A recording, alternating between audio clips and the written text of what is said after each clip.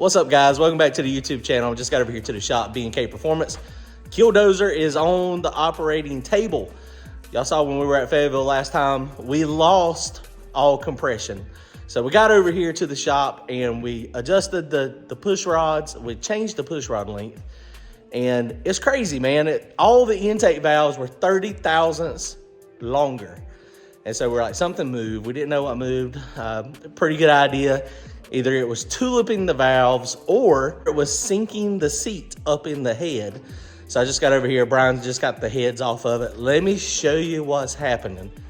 All right, so he's got this thing apart. This thing uses copper gaskets. It is O-ring, Dart LS Next block, good crankshaft. It's got steel rods in it. It's got I don't remember which one it's got in it. It's got a good steel rod in it. The wire O-rings in the block.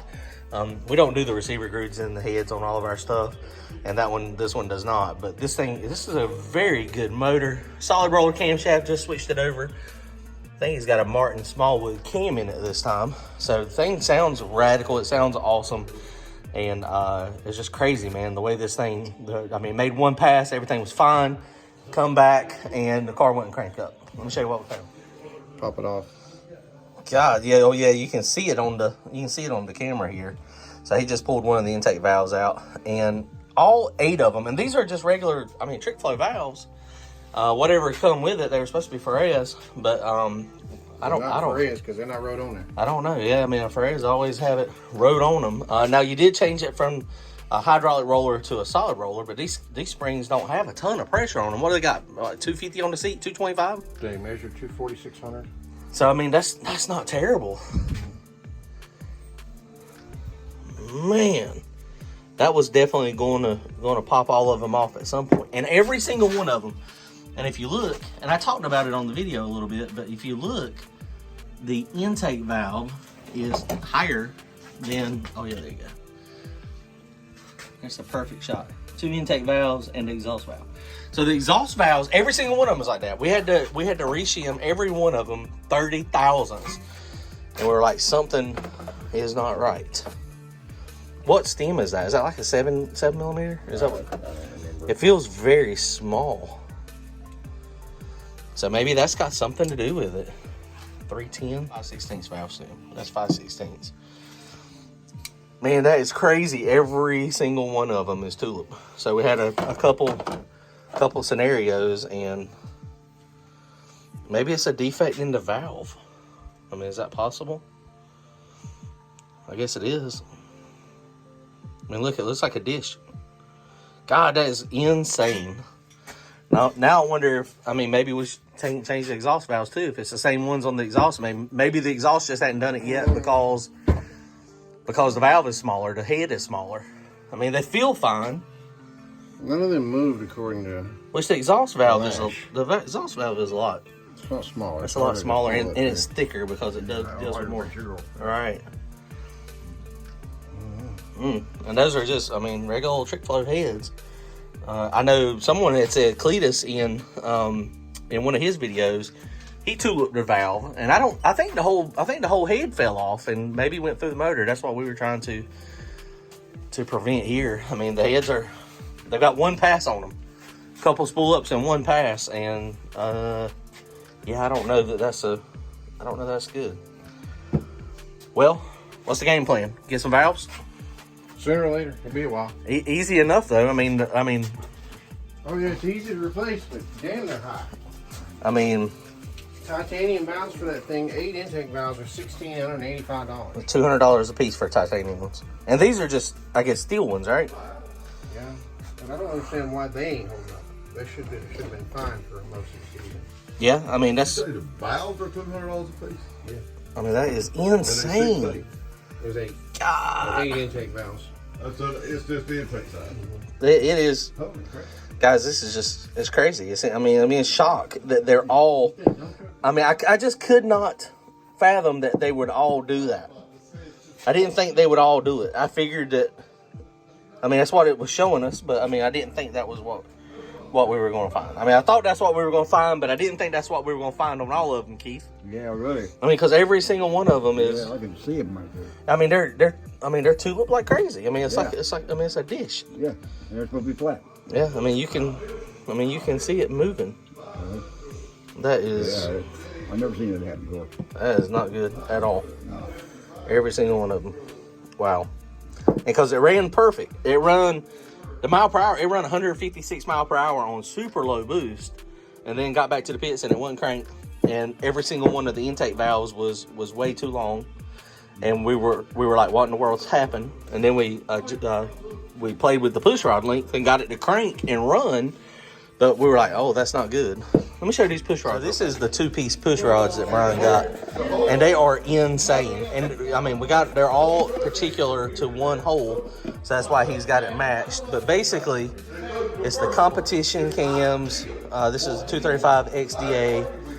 And so this is a 2-piece. So in the bottom here, it's a 3/8 and that's a 5/16 thick wall.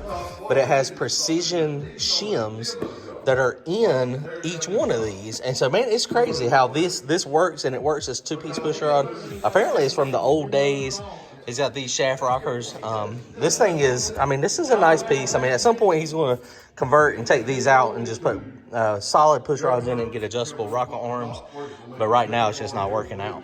And we were just looking, too. His turbo has ingested some rocks and pebbles as well, so that is freaking crazy. And this is not a Ford Racing. He bought those a long time ago, but this is the other head. And so if you look down at every single one of them, same thing. Intake valves. The camera is not doing a good job picking it up, but the intake valve on every single one of them is longer than the exhaust valve. It's crazy. Okay, so there's some other issues happening. We don't understand exactly what's going on. Just took all the seals off of it. But 2 on the intake side, yeah, it's like a powdered metal. 2 of the intake ones broke off. That one broke off, and then this one broke off. And it was broken. It was broken. I don't know when it was broken. I mean, we don't have any coil bind issues. We don't have anything that we see. I mean, even if this stretched and got longer by tulipping the valve, I mean, why would that have done that to that? We don't, I've never seen one break like that. So, I don't know, we got some research to do. Reach out to some people that do, head building and see, what they think. But I mean, it's insane. I mean, this is the different in the valves. Well, it's kind of hard to see the height, but it's insane.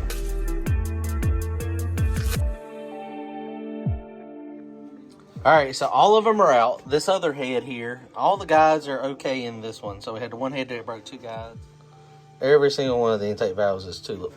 And it's kind of hard to see it because my camera is focusing on the wrong part. But they're like bowls. I don't really understand. But they are definitely tuliping. And that's why they call it tulip. Because if it tulips it enough, it'll pull it up and then it'll turn into a tulip. Completely. So luckily the heads didn't break off. Generally the heads will break off of it, and then once the head breaks off of it, then it's a bad deal from there. So we got a couple of issues. I mean, we're going to just figure out, I don't know, he's got to get 2 guides in it. The guides come apart and on those 2 heads, and then just figure out why this happened and what the solution is. I mean, it's possible it's just a material issue. I mean, it's possible maybe those valves are just, since the heads were set up for a hydraulic roller camshaft, maybe this is the cheaper valves, and it's not, strong enough for the spring pressure for a solid roller.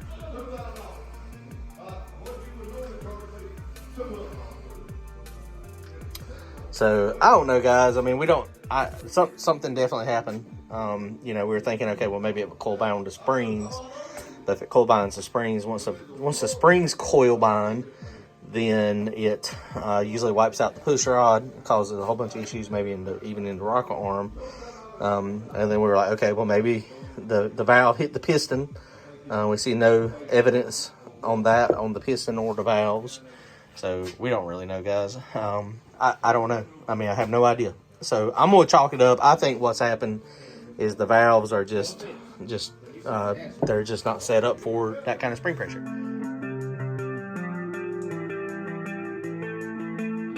Okay, guys, so we were just looking at geometry, And these are the comp cam rocker arms. And potentially what is happening, you can see that with the geometry. Now that valve is stretched out a little bit, so it would be down just a tad. But when it goes through the motion, that could be what happened to the guides, is if this thing, the way it's going through the motion, is it's sliding across the valve, but it starts on one side and then rolls across all the way to the other side. And so it is kind of beating up the corners of the valve tips. And so maybe that's what caused it to pop over and go. I mean, the cam is, you know, not super big, but maybe, I mean, people say all the time, I mean, they run really big horsepower and camshaft with factory style rockers. So that may be what the issue is, this rocker system. So he's probably going to be selling this rocker system and getting a set of some type of adjustable TND or Jezel shaft rockers.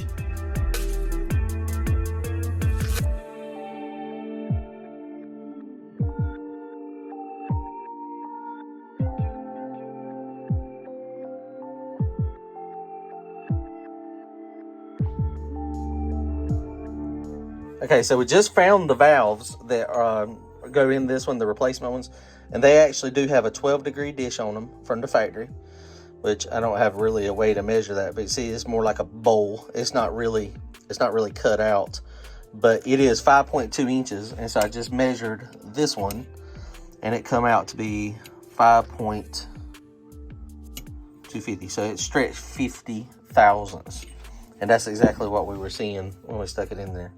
So, and if you look at it, you can kind of see the bend on the back. It's curvature. It's a curve. It's not a straight machine. And so that's a tulip. It's a tulip. It tuliped it. Well, we think we've got a couple problems here. The first problem, we are pretty sure the valve spring pressure just is overcoming the strength of this valve. And then the other problem, we think that stock style rocker arm, even though it's aftermarket, it doesn't have a roller tip, it looks like with the lift, it's pushing on the valve, maybe making the valve go side to side and sending some harmonics through the valve. But we think the main problem with the valves, with it slamming shut with that spring pressure, is what did the tuliping, best we can tell. But I don't know, guys. He's going to replace all this stuff and hopefully be back out soon. All right, comment, like, and subscribe. Thanks, guys.